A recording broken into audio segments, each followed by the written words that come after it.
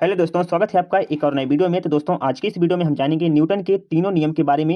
Newton ने जो 3 नियम दिए हैं, उन तीनों नियम के बारे में जानेंगे। तो वीडियो के अंत तक जरूर बने रहें और अगर आपको ये वीडियो अच्छी लगे तो लाइक कर चैनल को सब्सक्राइब जरूर करें। तो चलिए वीडियो को शुरू करते हैं। तो सबसे पहले हम न्यूटन के फर्स्ट नियम के बारे में जानते हैं, जिसे जड़त्व का नियम भी कहा जाता है। तो इसकी परिभाषा है, यदि कोई वस्तु स्थिर है, यानी कोई वस्तु है वह स्थिर है, तो वह स्थिर ही रहेगी। और यदि वह गतिशील है तो वह एक समान वेग से सीधी रेखा में ही चलती रहेगी। कब तक? कि जब तक उस पर कोई बाहरी बल न लगाया जाए। यानी कि अगर कोई वस्तु है वह अगर स्थिर है तो वह स्थिर ही रहेगी जब तक हम उस पर कोई बाहरी बल नहीं लगाते, उसको अपने हाथ से इधर उधर नहीं करते या उठाते नहीं हैं, तब तक वह अपने स्थान पर ही रखी रहेगी। इसी प्रकार अगर कोई वस्तु है वह एक समान गति से चल रही है तो वह तब तक चलती रहेगी जब तक हम उस पर उसे रोकने के लिए कोई बल न लगाए, तब तक वह अपनी एक समान गति से चलती ही रहेगी। तो ये है जड़त्व का नियम, जो न्यूटन का फर्स्ट लॉ है।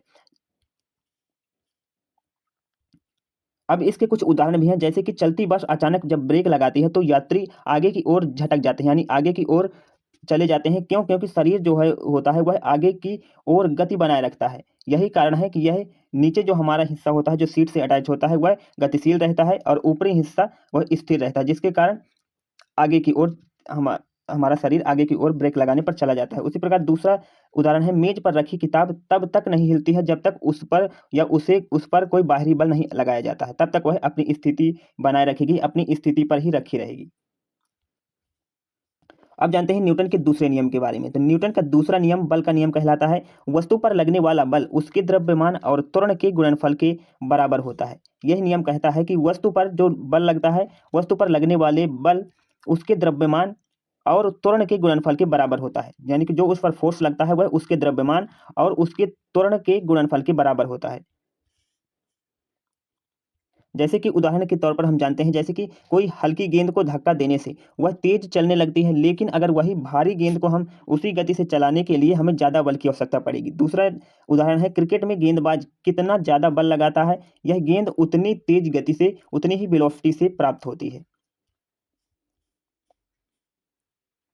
अब जानते हैं न्यूटन का तीसरा नियम, जिसे क्रिया प्रतिक्रिया का नियम कहते हैं। यह नियम कहता है कि हर क्रिया के बराबर और विपरीत दिशा में प्रतिक्रिया होती है। यानी कि हम अगर किसी वस्तु पर क्रिया करते हैं, किसी वस्तु पर बल लगाते हैं, तो वह वस्तु भी विपरीत दिशा में हमारी तरफ बल लगाती है। यानी कि अगर हम किसी वस्तु, कोई पिंड है, इस पर अगर हम बल लगाते हैं तो यह पिंड भी हमारी तरफ बल लगाता है। यही क्रिया प्रतिक्रिया का नियम कहलाता है।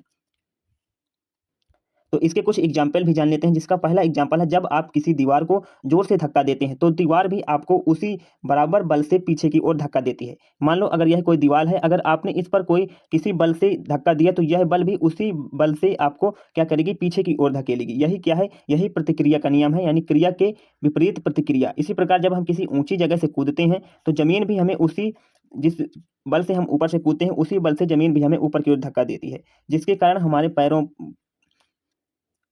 पैरों में चोट आ जाती है। सेकंड सेकंड एग्जांपल है, जैसे कि रॉकेट ऊपर क्यों उड़ता है, तो ऊपर उड़ता इसलिए है क्योंकि रॉकेट से जो नीचे की गैसें हैं वह नीचे की ओर गैसें फेंकता है, या जो उसमें प्रोपल्शन लगे होते हैं, बूस्टर जो लगे होते हैं, वह गैसें नीचे की ओर फेंकते हैं, जो क्रिया कहलाएगी। और उसी के बदले में जो रॉकेट ऊपर जाता है वही प्रतिक्रिया कहलाती है। तो ये थे गति के तीनों नियम, न्यूटन के तीनों नियम, फर्स्ट, सेकंड एंड थर्ड। तो आपको ये वीडियो कैसी लगी कमेंट करके जरूर बताएं और अगर आपको ये वीडियो अच्छी लगी तो लाइक कर चैनल को सब्सक्राइब जरूर करें।